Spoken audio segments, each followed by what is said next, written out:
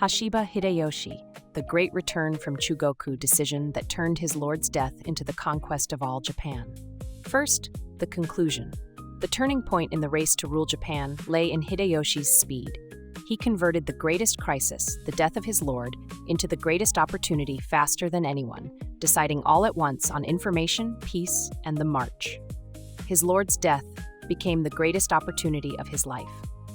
In Japan's Warring States period, the fate of one warrior was decided by just about 10 days of decision and action. The name of that warrior was Hashiba, later Toyotomi Hideyoshi. The trigger was the worst possible news. His lord, Oda Nobunaga, had been struck down in a betrayal by his own retainer. Normally, this is a moment to be shaken and to freeze in place. But Hideyoshi turned this greatest crisis into the greatest opportunity for his own rise to rule the realm. It was the legendary decision and forced march later called the Great Return from Chugoku. The Honno-ji Incident, the day the realm suddenly became vacant. On June 2, 1582, history moved at the Honno-ji Temple in Kyoto. Nobunaga's retainer Akechi Mitsuhide suddenly rose in revolt and drove Nobunaga to take his own life. This was the Honno-ji Incident. The death of Nobunaga, who had been on the verge of unifying the country, was far too sudden. With it, the highest seat, the next ruler of the realm, became vacant overnight. No successor to Nobunaga had been decided, and his powerful retainers were scattered across the land. Who would be the first to strike down Mitsuhide, the one who had killed their lord? That was the key to seizing the next hegemony. A battle of information and speed, in which every moment counted, was about to begin. The worst situation, in the middle of a siege, but the situation Hideyoshi was in was desperate. At this time, under Nobunaga's orders, Hideyoshi was conquering the Chugoku region. He was right in the middle of besieging Bichu Takamatsu Castle with a water attack, facing the great army of his powerful enemy, the Mori clan. It was about 230 kilometers to the capital, Kyoto. Before his eyes was the great Mori army, which might attack at any moment. If his lord's death became known to the enemy, he could be struck from behind and annihilated. An ordinary warrior would have his hands full just protecting himself and his army. This was no time to go after Mitsuhide. That was obvious to anyone. Not flee, not mourn, but the decision to attack. It is said that Hideyoshi learned of Nobunaga's death on the night of June 3rd. The decision he made here was decisively different from an ordinary person's. Most would face two choices: pull back for now and watch the situation, or stop moving in mourning for the lord's death. But Hideyoshi chose a third path that was neither. While at the enemy's front line, he would instantly turn around, race back to Kyoto, and strike down Mitsuhide. In the very midst of crisis, he chose attack over defense, and he did so without hesitation, in an instant. It was the moment he reread the worst situation as the best chance. Controlling information and making peace with the Mori at once. He supported a bold decision with cold, practical execution. First, Hideyoshi thoroughly concealed the most important information of all: Nobunaga's death. If it leaked to the Mori side, the peace talks would instantly turn against him. He knew information was life. On top of that, he moved to end the fight in front of him, against the Mori, immediately. The condition was that, in exchange for the seppuku of the castle's lord, Shimizu Muneharu, the lives of the soldiers would be spared and the siege lifted. Rather than fighting to a complete victory, he brought it to a draw as fast as possible.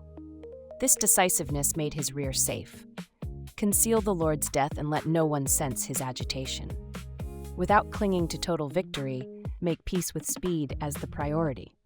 Erase the threat behind him, then head for Kyoto with all his strength. He judged at extreme speed what to discard and what to take. About 230 kilometers in roughly 10 days, a forced march beyond common sense. And so the great return from Chugoku began. From Bichu Takamatsu to Yamazaki near Kyoto, the distance was about 230 kilometers. Hideyoshi led an army of more than 20,000 and ran through it in only about 10 days. It was a speed that far exceeded the common sense of the time. Receiving the urgent report on the night of June 3rd, he withdrew as far as Bizen by the 6th. By the 8th, he reached his home base, Himeji Castle, and on the 13th, he clashed with Mitsuhide's army at Yamazaki. The reason he could move such a large army over such a distance and at such speed was the logistics, the everyday preparation of food and supplies, and organizational strength. The Great Return was not a miracle, but also an inevitability in which everyday preparation and instant decision meshed together. The Battle of Yamazaki and the road to ruling Japan. On June 13, 1582, the Battle of Yamazaki, Hideyoshi's army defeated the army of Akechi Mitsuhide, the man who had killed their lord. It was only a little more than 10 days after Nobunaga was struck down. Mitsuhide's rule was so short-lived that it was mocked as a 3-day reign. Hideyoshi, on the other hand, gained the great cause of being the man who avenged his lord, and his influence within the Oda house rose all at once. From here, Hideyoshi pushed aside his rivals one after another and raced toward the unification of Japan. From a mere retainer to the ruler of the realm, the dividing point was that decision of those 10 days.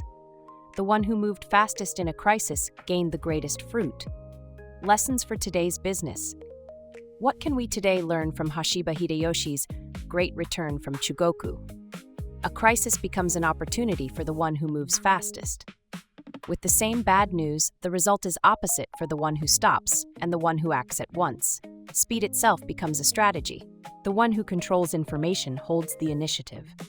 Hideyoshi concealed his lord's death and steered the negotiation in his favor. What you show and what you hide decides the contest. A fast conclusion over a complete victory. He made peace with the Mori at once rather than fighting it out. The decisiveness to discard your attachments makes the next move possible. Instant decision comes alive only with everyday preparation.